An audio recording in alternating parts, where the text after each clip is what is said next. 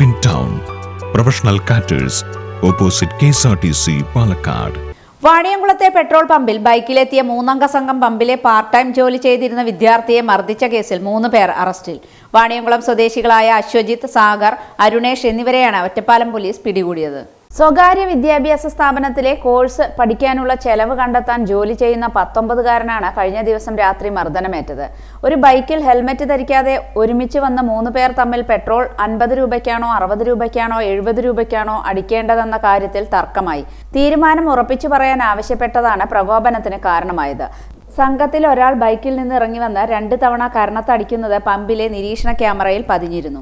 രാവിലെ 6 മുതൽ 8 വരെയും വൈകിട്ട് 5 മുതൽ 10 വരെയുമാണ് വിദ്യാർത്ഥി ജോലി ചെയ്യുന്നതെന്ന് പമ്പുടമ പറഞ്ഞു.